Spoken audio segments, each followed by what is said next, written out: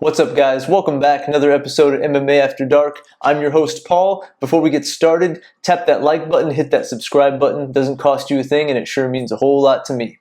So, guys, once again, welcome back. We just wrapped up UFC 316, Merab Dvalishvili versus Sean O'Malley, the rematch, part 2, in where we saw Merab Dvalishvili retain his bantamweight crown. His reign continues. And we're going to talk about that fight in detail, and of course, what's next for both those guys. But we're also going to get into every fight on the main card today. Obviously, some a little more depth and detail than others, because there was much more to be had in some of those fights than others. We did see some finishes a little bit quicker than others in some of the fights. But overall, a really good night of fights, some entertaining fights, good fights on the prelims as well. So UFC 316 delivered in my book. But before we talk about the headlining fights, we're going to start with the curtain jerker of the main card, Kevin Holland versus Vicente Luque. And, guys, when this fight was first announced, I was pretty excited because both these guys really prefer to mix it up on the feet with these. They both have secondary offense with the jiu-jitsu, very, very good secondary offense with the jiu-jitsu, but we know Kevin Holland and Vicente Luque, both guys that really prefer, to mix it up with the hands on the feet. Vicente Luque, very talented, slick striker, pretty good striking defense as well. And then Kevin Holland, he's a guy that's just got all the talent in the world and all the ability in the world. He's just had a hard time just being consistent ever since he had that incredible run in 2020, I believe it was 2020 or 2021, forgive me, when it seemed like he was fighting every month and just continued to just string together victories. But he's had a hard time being consistent. He's jumped up from 170 to 185, and the consensus is that by and large, he should remain at 170 because he's just much better suited for the weight class, and he can establish just dominance much more effectively than at 185. 185, these guys are just different beasts.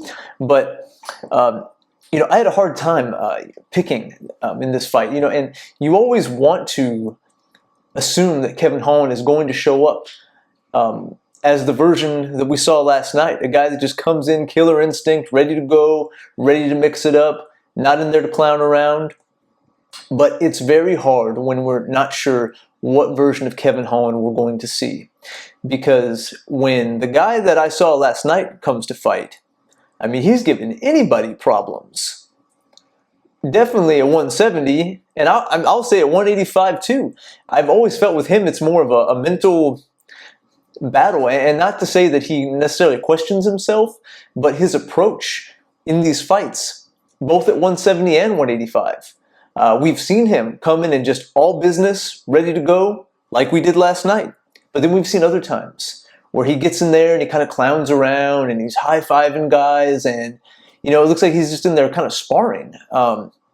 We saw that in the JDM fight, until JDM finally got tired of him high-fiving, and he started swatting him away like, nah, man, like, I'm not trying to high-five you every time I jab you. Like, stop high-fiving me. But this Kevin Holland, man, he came to fight last night. And, Vicente Luque, he's always a game fighter. He's always shows up prepared and ready to go. And he did land some pretty good strikes on Kevin. In the 2 rounds up into the finish, but Kevin was landing the bigger shots, and then of course we know at the end Vicente Luque just got caught up with I don't even want to say it was really much of a single leg attempt, but Kevin is always a threat in the jiu-jitsu department. Black belt under Travis Lutter. That's not a feat to take lightly. A black belt under Travis Lutter, and he showed it last night with that beautiful anaconda choke. He's a guy that can get those chokes, the front Darce choke. He's so long and lanky, and he just sinks those in like nothing. And you had to think going into this fight, while on the feet. Also, not counting, the reach advantage that Kevin clearly had, you had to think that it was going to be a bit of a back and forth affair, particularly in the striking, because Vicente Luque is a very talented striker. But I had a feeling that if Kevin Holland would have an opportunity to jump a submission quick, that he'd take advantage of, and that's exactly what he did. He saw the opportunity to slip in that anaconda choke, and that was all she wrote. Beautiful. Got that leg tied up also to create that more pressure. Just really locked that thing in. And, Luque sure was trying. It looked like actually for a minute that he was going to escape. He almost had that leg free, but the strength and the submission game of Kevin Holland just proved to be too much. So great win for Kevin Holland. Guys, when he shows up like this, and I hope he remains at 170, he's given anybody at 170 problems. It was so frustrating when he fought JDM, because I was hoping that, okay, this fight at 170, right? A little more tailor-made for him, his skill set, his size. I was really hoping that I would see this version of Kevin Holland when he fought JDM. But unfortunately, we got a guy that was high-fiving every other exchange. And I didn't think he was locked in and focused in that fight. And that's not to say that he would have won against JDM. And JDM, we know the story's gone on now. Currently the champion, recent champion against Bilal Muhammad. But it's so frustrating when I watch him and leaving the fight thinking like, man, like you just showed a fraction of your ability. Especially when he's matched up against a striker. Those are the fights he has to win.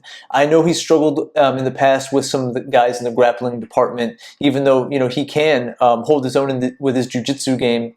But at 185, Hamza just ran through him, and then we recently saw him get ran through by Renier de Ridder. I mean, like nothing. So he's going to probably continue to struggle with guys that are really those pure grapplers. But he is much more likely to have some sort of offense that can counter that at 170, because those guys at 185, the grapplers just seem to kind of swallow him up pretty quick. But at 170, different story. So I really hope he remains at 170. He could maybe go on a little bit of a run here. If he continues to stay and locked in, laser focused like he did against Luque, and he's going to take his ranking now. I think Luque came in at 14, so he's going to take that ranking now, put him in the top 15. Is it crazy to think that if he continues on this trajectory, that he might find himself in a title shot at some point? I don't think that's crazy.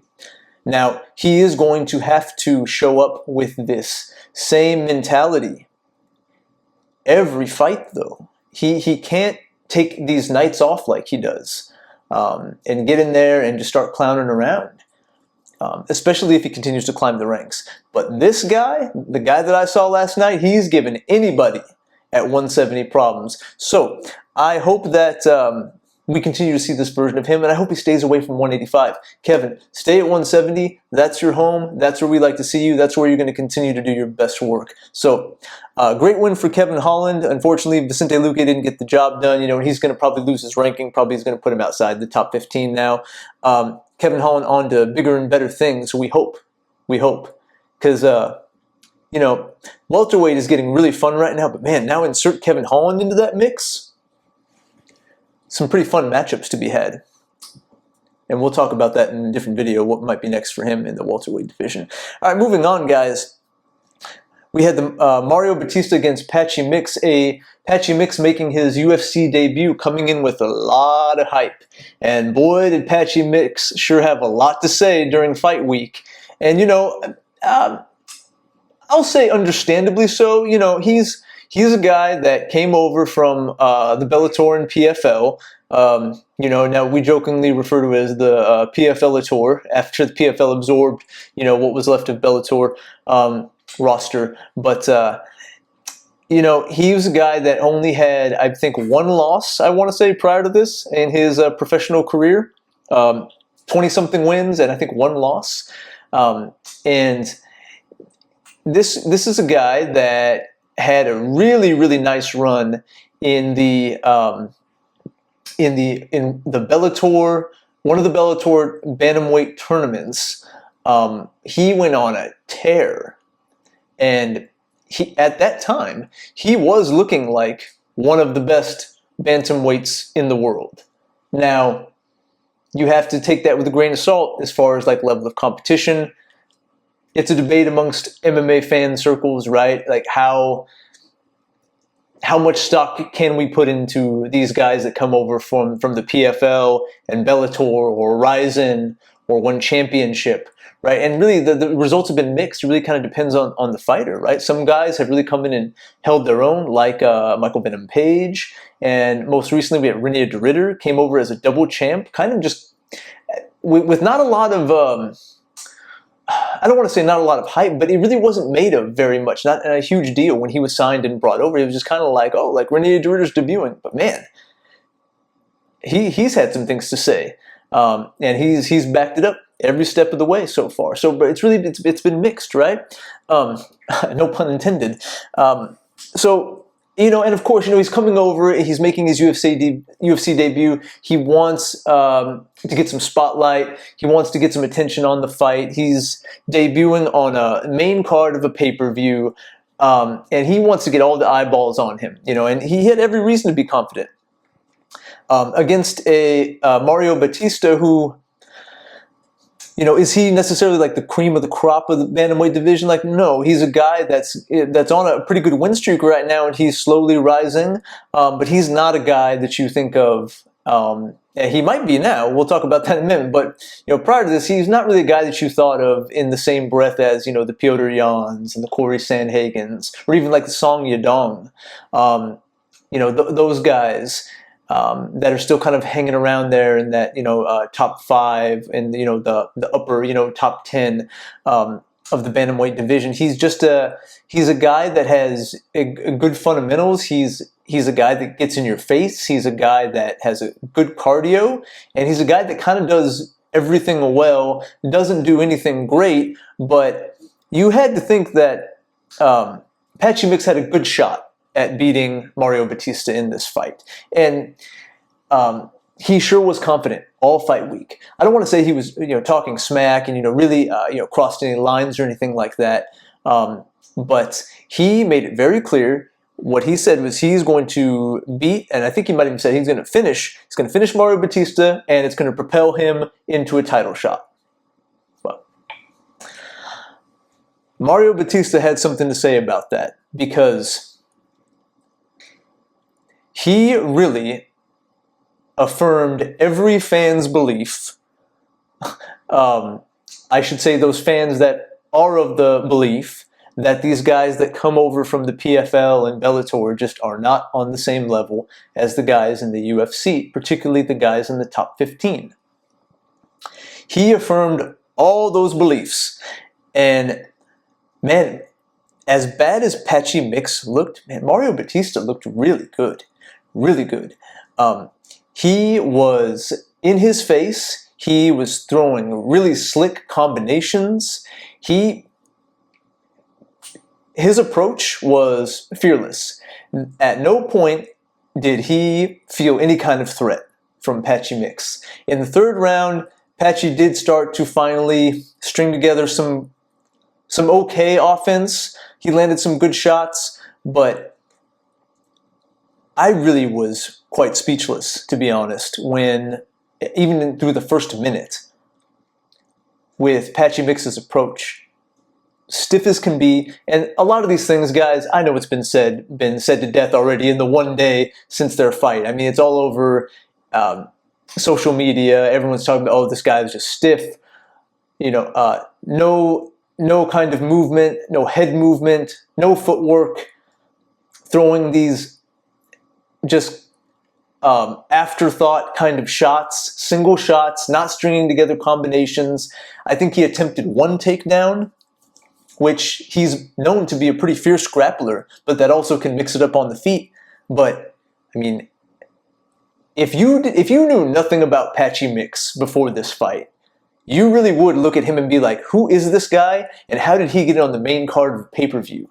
Now, many MMA fans know about his history in Bellator and the PFL, and know that he was a formidable opponent for Mario Batista coming over. But if you didn't know anything about him before this, I mean, And I saw some of the comments on Instagram, Twitter, like, I had never heard of Patchy Mix before this, and I never care to see him fight again.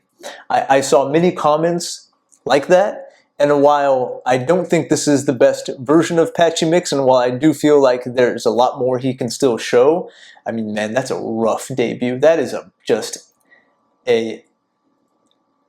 You can't debut that way. If you're making your UFC debut on a pay-per-view on the main card, I mean, you got to show more than that. I don't even know what, I mean, if you're the matchmakers, I mean, what do you even do with that? I mean, you have to think that that's not what he's going to turn in every single fight. But I don't even know what to do with that. Like, what do you do with that kind of a performance in a debut? Right? Because now there's all these questions. Was he ever that good to begin with? Was he just fighting a bunch of cans in PFL and Bellator? And while we know that's not true, right? Like, he's fought some pretty good competition over there. I'm not going to say every fighter that he's faced over there, but he's got some good wins. He does against some pretty talented fighters. In particular, Magomedov, who actually has a win, fun fact, over Petr Yan before they both joined respectively their bigger promotions. Yan going to UFC, Magomed going to Bellator, and then the PFL. But guys like that. But I will say, knowing what I knew about Patchy Mix, I still didn't feel good about him in this fight because, you know, you look at his last performance against Magomedov, and it looked pretty similar to like what Batista did to him, and somehow got a split decision victory in that fight. I personally didn't agree with that, but he didn't look great. He didn't look great his last fight before this, when he fought Magomedov. And so now he springboards into the UFC, fighting Mario Batista, who has just a huge chip on his shoulder from all the hate he's gotten from the previous fight with Jose Aldo, right? Just an enormous amount of hate because of his style, and you know, he was up, but then he just kind of held on and just kind of cruised, so to say, to a victory without really putting the stamp on it, right? It rubbed quite a few fans the wrong way, you know, but he was very unapologetic in how he beat Jose Aldo. And, you know, and then now he dismantles Patchy Mix pretty easily. I mean, and let's talk about some of the things that Mario Batista did well. I mean, he's constantly moving. He actually moves a lot like Merab does. You know, he's always, you know, doing this and the feints and the movement. But guys that do that, it makes it really hard to pick up on, like, to establish any kind of meaningful offense when a guy's just constantly doing this and in your face and, you know, will clinch with you and will dirty box and can also strike at distance. But the body shots, holy smokes, those body shots that he was landing on Patchy Mix were nice. Those were slick. And in addition to the combinations, the head strikes, I mean, he was pretty much mixing it up everywhere. I loved how he distributed the offense. The body shots, shots to the head, leg kicks. He was pretty much doing whatever he wanted to do to him. I think that actually, if he really would have turned it on a little more, he probably could have finished him. In that second and even in like that third round, you could see visually Patchy Mix was not liking those shots he was taking. He started to wear it a little bit on his eye, and it looked like he, you know, a few more combinations or like one more blitz of offense, he might have been able to get him out of there. But, you know, great win, man. Great win for Mario Batista. You know, I really hope he turns full villain, full heel. And, you know, at this point, he's just got to own it, right? I mean, he got so much hate from the Jose Aldo fight that he just needs to own it. He just needs to go, you know, full heel, full villain mode. And, hey, you know, you don't like how I fight? Too bad. You know, I'm not doing anything wrong. And we've talked about this before in my previous videos, I'm winning based on the criteria of the judging and the scoring. And I know that MMA fans feel very strongly about guys that don't necessarily always look for finishes, guys that maybe will tactically avoid exchanges when they're up on the scorecards in the later rounds to secure victory. You know, is it the most visually and fan-friendly thing to do? No, it's not. But Mario Batista doesn't strike me as a guy that cares a whole lot. Great win, though. Great win. Great showing for him. He came ready to go. He said, hey, Patchy Mix, whoever, whatever, guy debuting, a lot of hype. Okay, whatever. He didn't let any of that get to him. He blocked out all that noise, even to the point of when Patchy Mix was right before he entered the octagon. You hear Joe Rogan say, oh man, this guy, Patchy Mix, I'm telling you, he's already at the top of the heap. Based on what we saw last night, guys,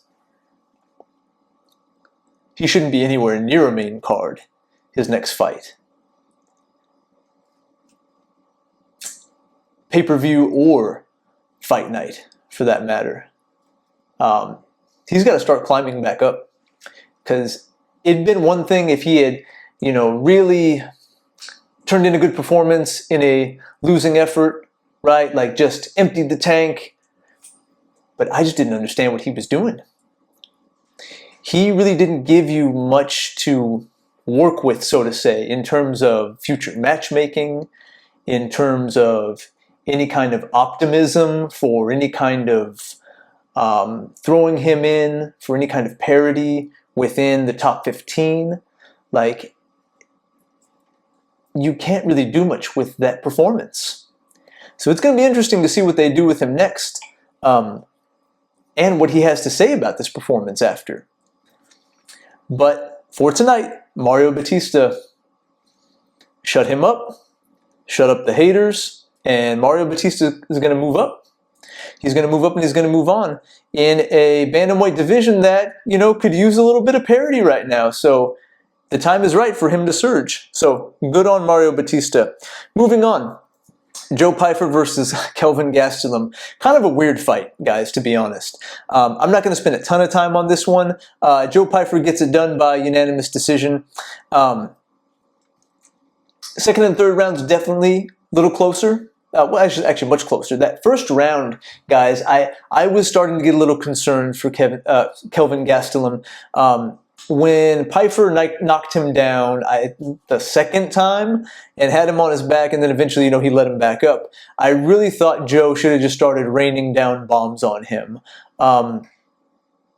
Now, the flip side of that is, okay, if you deplete your gas tank, you give Gastelum another chance to recover. Does he win the second and third rounds? But you have to think that Pyfer would have landed some more shots, raining down some heavy shots, enough that would have warranted a stoppage at some point. Because, and I was watching the fight at my buddy's house last night, and after that first round, I was telling them that, like, man, this is starting to remind me of when Paulo Costa sent Johnny Hendricks into retirement. And it was just ugly. Paulo was just throwing massive shot after massive shot. Obviously, it extended into more than one round, I believe. But after that first round, Kelvin Gastelum wasn't manufacturing any kind of offense. And Pyfer was just throwing bombs at him. And for that first round, it looked like a mismatch. And you kind of had to start to be a little concerned about Kelvin Gastelum, right? But he survived, and he made a great showing of himself in that second and third round. Made it close. Made it probably closer than it should have been. Joe Pyfer's really got to start learning how to string together some combos and adding some more wrinkles to his game. Because while he's going to be able to get probably almost every guy outside of the top 15 out with that strategy, with just this just dominating power and these bombs he throws, these nuclear bombs he throws, and they are nuclear, make no mistake about it. The guy's nickname is Body Bags. Come on, what more can you say? His power is his power is championship level. I'll say that. The power is there, and he's got those one-shot capabilities, but he's relying way too much on that.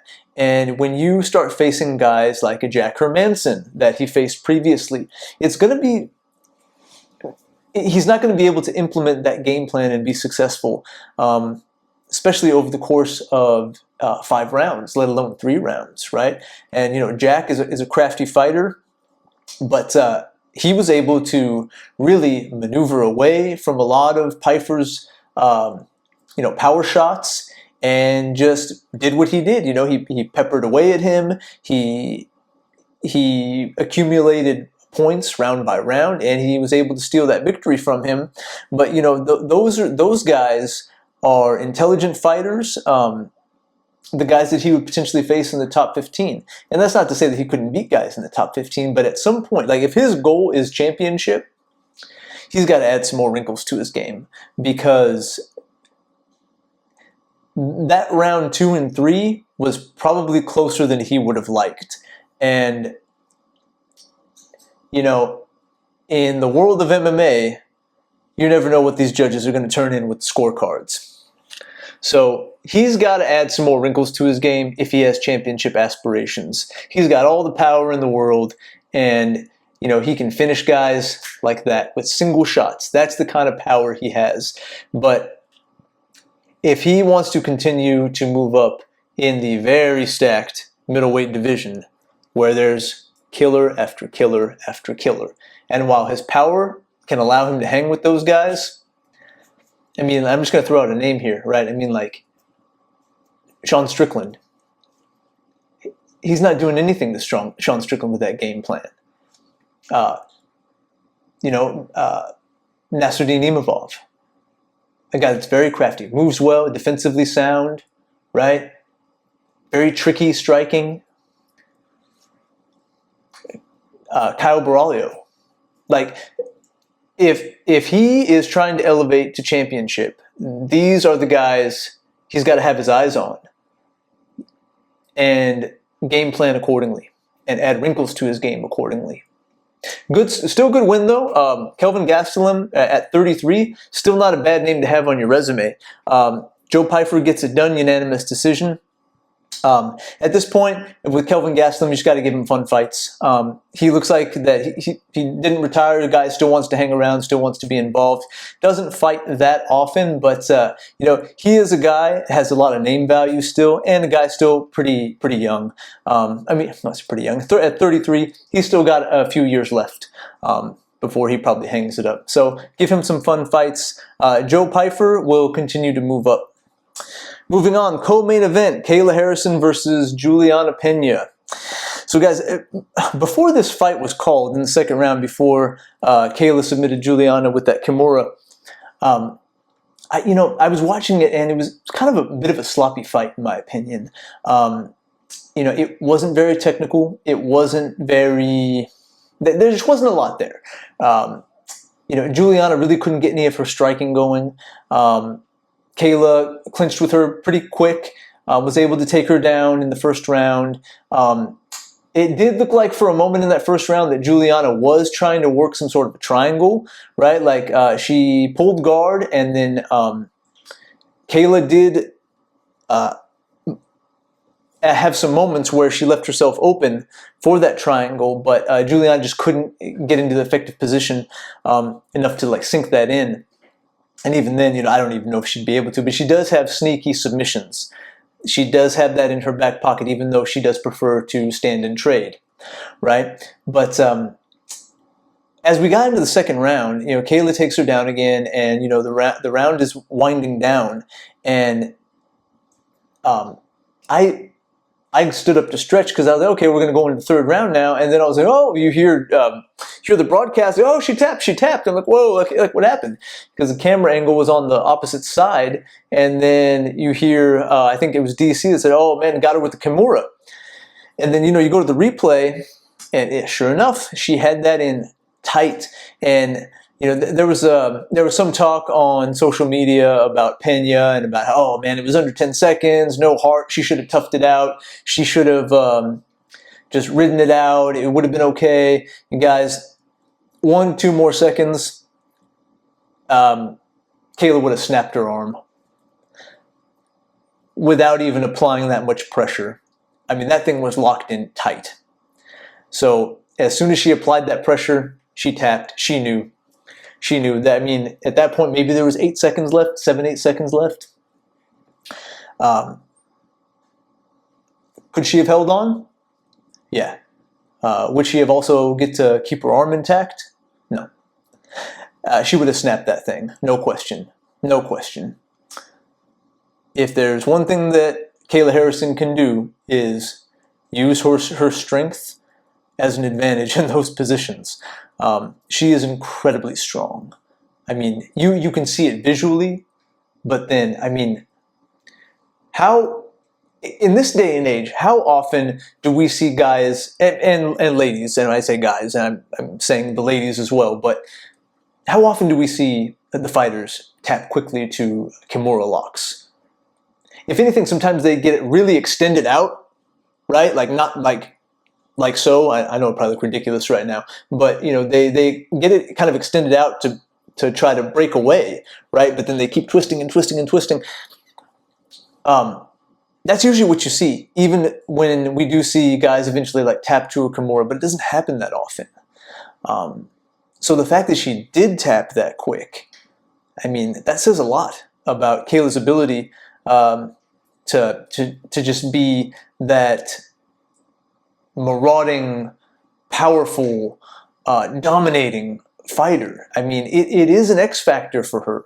I mean, we just don't see ladies that have that ability and visually look as big as her and as strong as she is.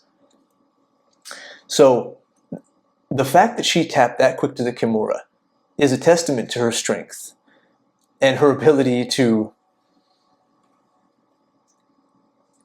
make those positions very, very, very risky. Most of the time, guys can ride out those Kimura locks, right? Or, you know, knee bars and heel hooks and even, you know, rear naked chokes to an extent. But that tap was so quick. And we know if one thing about Juliana Pena is she is very tough. She will take damage and keep coming, keep coming, keep coming. She could be down 4 rounds to none and you're going to get the same version of her coming at you, right? So the fact that she tapped that quick is a testament to Kayla's strength and ability to just dominate you in those positions. After the fight, we had the former champion Amanda Nunes come in the ring. By all accounts, that's going to be the next fight. That's an interesting fight. Amanda Nunes has had some time off, so, you know, are we going to see that exact same version of her fight Kayla Harrison? I really hope so. I really hope that we come away from that fight with the sense that, man, they're both still at their peak, right? And we don't get like some sort of a diminished version of Amanda Nunes. That's going to be a fun fight. It's going to be interesting to see if Kayla can implement that grappling heavy approach and really use her strength and power to put her in positions of danger, or is Amanda just going to do what she does and just stand and bang and not give her any and not going to give her any chance to enter in that zone where she can grapple and clinch with her. And it's going to be interesting to see if Kayla can withstand the power and the striking of Amanda Nunes, right? Because we still have some questions about Kayla Harrison in that regard. But you know, great win, a very convincing win. I mean, this was a clear win. There was no controversy. There was no like, oh well, you know, split decision. You know, the judges got it wrong. Like, no, she went in there and left no doubt that right now she is the cream of the crop in the bantamweight division. I say that now. We will see what Amanda Nunes has to say about that when they fight. That's great. And you know, the women's divisions as a whole, man, they need this right now. They need some fights with some juice and some fire behind it. Since she has retired, things have kind of gone a little cold in the women's divisions. We know Shevchenko's still around, and she's continued her reign after getting her belt back from Alexa Grasso, turned in a really good victory against Manon Fiorot. But and the same can be said also about Zhang Weili, right? Who just continues just her dominating run. But there hasn't really been any kind of grudge matches or any kind of bad blood. And not to say that these ladies had bad blood, because they were very respectful of each other. But now we have a story, right? The by all accounts, the women's GOAT coming out of retirement to face the new queen of the bantamweight division. Does she still have it? Is she going to retain, or is she going to get that crown back? Is Kayla going to retain? Right? It's just something that the women's divisions need right now. So I'm sure that Amanda Nunes will be welcomed back with open arms by the UFC. We know how Dana White feels about Amanda Nunes.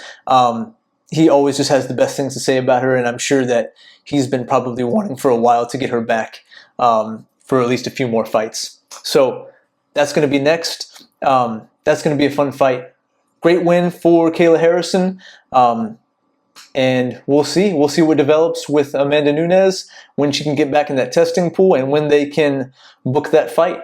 Who knows? Maybe fourth quarter of this year, if not, probably early first quarter 2026.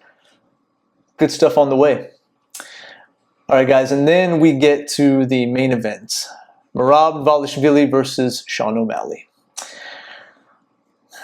So guys, a lot was said about Sean O'Malley before this fight, as far as he made it very clear that he was kicking some bad habits, no longer drinking and smoking and, some other activities as well.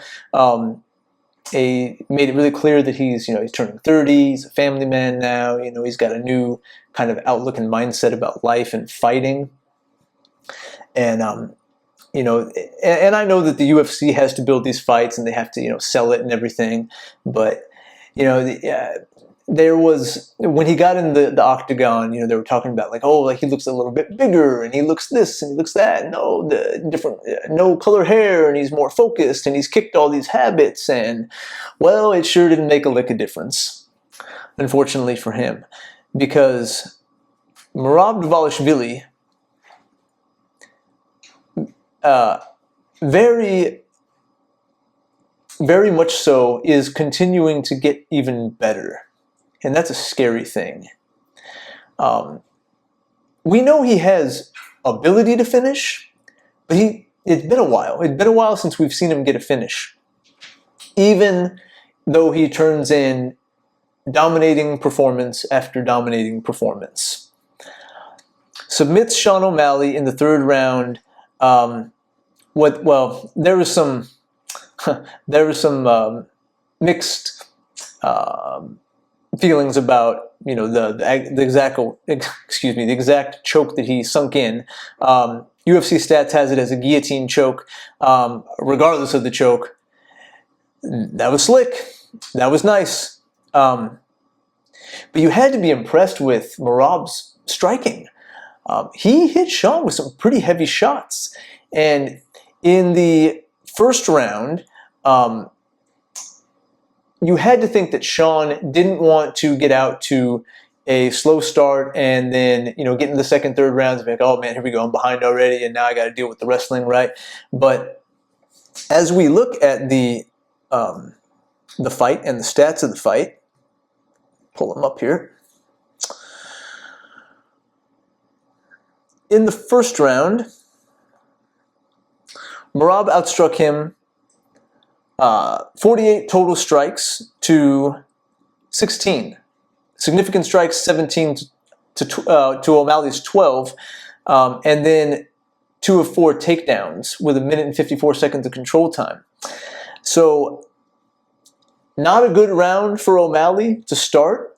He did land some kind of single shots, but didn't really get too many combinations going. And really neither did Merab, but he really fearlessly approached him with his own striking in situations where we usually see him immediately shoot for takedowns.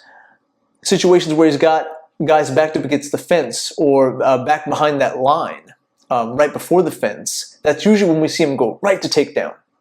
But in this fight, he went and charged at him with some, it wasn't the most technical striking, but some kind of looping, kind of lunging strikes, but they connected, and they connected pretty hard, and then went in for the takedown and had some good success. And while Sean definitely showed some better ability to defend the takedown, unfortunately, he was not able to enough for it to really matter. Because in the first round, again, Merab lands 2 of 4 for a minute and 54 of control time. Sean did stuff, though, 4 in the second round, which was good. And that was definitely Sean's best round overall in the fight. One judge did give him round 2 on the scorecards after the fight was called. 2 other judges gave it to Merab. But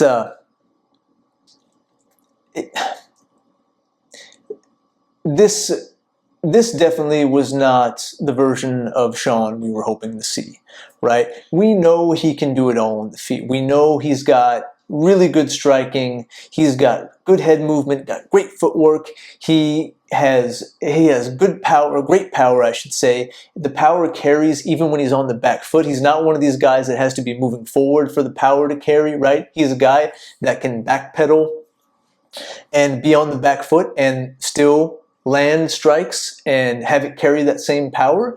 But he is one-dimensional.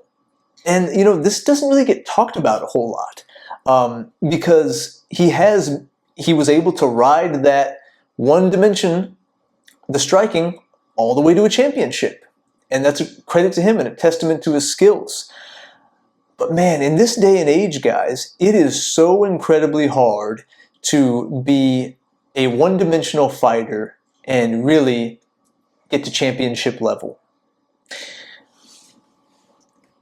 One of the reasons why I picked Belal Muhammad to beat JDM in their previous fight. But it's the guys that realize it and then add wrinkles to their game that end up being successful. Is Sean ever going to be a jiu-jitsu ace? No. Is he ever going to be a grappling, wrestling ace? No, of course not. But what JDM did, so what does JDM do, right? So he knows he has a title shot against Belal Muhammad. He knows he's going to have to deal with the grappling at some point, right?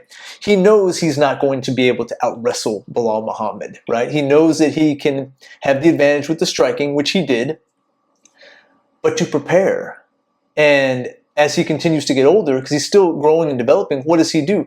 He brings in Craig Jones to just add enough wrinkles to his game, particularly in that fight, to negate some of that grappling. Just enough. Just enough.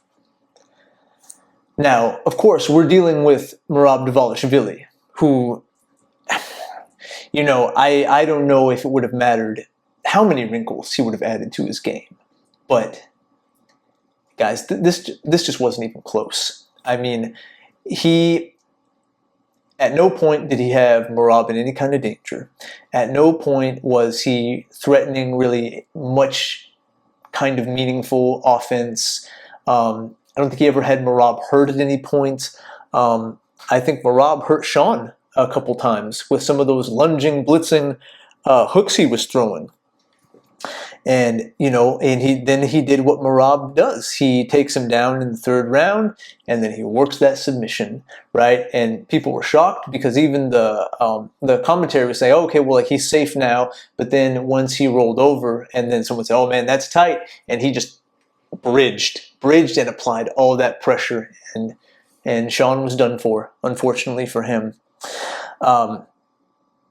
But really, this was a pretty underwhelming performance from Sean O'Malley. He is not going to be able, unless he continues to add some wrinkles to his game and probably waits out Merab's run as a champ, they're not going to be booking part 3 anytime soon. Not without him stringing together a few more wins. And now he is going to have to build himself back up to get into title contention. He's just going to have to. And unfortunately for him, there are some other grapplers he's going to have to deal with, particularly Umar Nurmagomedov, who he could maybe be fighting next. We don't know. But he is now at the point where he is going to have to rebuild. He's going to have to rebuild, and it could be a while before we see him in a championship fight again. He was given this rematch. A lot of people didn't like it. Some people didn't mind it. I personally didn't like it because the first fight I didn't think was close, and prior to that, he had one title defense against Chito Vera, which was a very good performance from him. Probably the best he's ever looked, to be honest. But then he gets this title shot, right? So there are guys in the division that have had to deal with losses and have to work their way back up. Particularly, I think about Petr Yan, who really just had that string of just like, oh man, one thing after another. He loses the belt against Aljamain Sterling with that, the illegal knee, gets the title stripped from him, loses the rematch in a split decision, I believe, and then he loses to Sean O'Malley, split decision. I personally thought Petr Yan won that fight, but okay. And then he fights Merab, and who just ran through him, unfortunately. But what does he do? He regroups, he changes camps, he strings together wins, and he has now put himself back in the title mix, but he had to build himself back up. And Sean's going to have to do the same thing. He's just going to have to do that. By all accounts, it looks like Corey Sandhagen may get the next title shot. I personally think it should be Petr Yan. For the reasons I just said, I feel like he has worked his way back up and did turn in a great performance against Davison Figueiredo. I know Corey Sandhagen also beat Figueiredo, finished him. But even during that fight, when Yan fought Figueiredo, there was the consensus seemed to be that the winner of that was going to get a title shot. That was the talk. But now we have Petr Yan booked against a Marcus McGee. A really weird matchup. Not a big fan of it, but Petr Yan seems to be okay with it. I know he wants to stay active, wants to stay busy. But man, props to him though, because he even called out Umar. He said, "Hey man, give me Umar. Like, let's go." And Umar respectfully said he's not going to be ready till September. Yan said, "Well, I want to fight before that," so they're going to give him Marcus McGee. But Sean is going to have to start taking some of those fights. His path back to the championship is going to be similar in that respect. So he's going to have to build himself back up. Merab, though, I mean, my goodness, like, who else? Who else is there? And what do you do? How do you beat Merab? Corey Sandhagen is probably going to get the next title shot. The reason why I'm okay with it is strictly just for parity, because he's one of the few guys in the top 5 that hasn't faced Merab yet. And I'm just pulling up the rankings here. So let's take a look here. So number 1 contender was Sean O'Malley. 2 losses now against the champ Merab. Petr Yan also fought in a losing effort against Merab a few years ago. Umar Nurmagomedov also fought in January or February, against Merab in a losing effort. And then you get to Song Yadong, then you get to Corey Sandhagen, a guy that has not fought Merab yet and has been in some interim championship fights, hasn't really broken through when the lights are brightest, but he is a guy that has strung together some good wins, although really just has a 1-fight win streak right now. But his victories are pretty impressive, and he has not fought Merab yet. And then you get to Song Yadong at 5, who is probably a win or 2 away, especially with the way that the Henry Cejudo fight went. Like, I know he technically won, but it was with some controversy, right? So for those reasons, I'm okay with Corey getting that fight. But guys, like, I mean, Corey struggled big time against Umar. So what does that look like? Is that going to look much different? Now, credit to Corey. He is always trying to pick the brains of anybody he can, from Ryan Hall to changing coaches, right? He's not afraid to team up with anybody that he truly feels like can make him better. And so, is he going to have the same approach that he had against Umar? Probably not. But there also just comes a point when you're only going to be as good as your abilities. And while Corey does have a ton of ability, he doesn't carry a ton of power in his hands. He's a long, lanky, kind of an awkward fighter. He moves well, but I just don't see him being able to withstand that just marauding, in-your-face, constant pressure and unlimited gas tank that Merab has. Now, it's MMA. Anything could happen, right? I say it all the time. That's why they fight. But you have to look at Merab's previous wins. Look at what he just did to Sean O'Malley. Look what he did to Petr Yan. Look what he did to Umar Nurmagomedov, who I thought was the biggest threat to get that bantamweight crown off of Merab. I thought he could match him with the wrestling enough to keep it on the feet, and I thought that Umar's striking was going to be enough to edge out the rounds. But unfortunately for him, it wasn't. So that's going to be an interesting fight, but we'll see. But,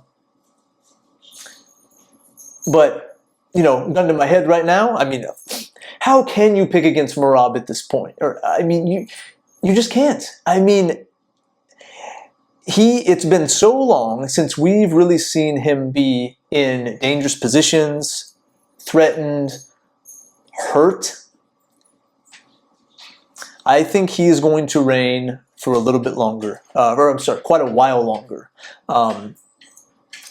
Corey's getting the next shot. I do think Petr Yan is going to beat Marcus McGee after that. I want to see them run that back because, like Corey Sandhagen, Petr Yan is always also trying to add wrinkles to his game. He also changed camps, and he has some slick, underrated wrestling himself. Now, again, gun to my head, and I'm a huge Petr Yan fan, I'm still picking Merab in that fight. But for now, the title reign continues for Merab the Machine Balashvili. Thanks so much for joining me, guys, on this episode of MMA After Dark. Tap the like, hit the subscribe. Again, it doesn't cost you anything, and it sure means a whole lot to me. We'll see you next time on the next episode of MMA After Dark. Take care.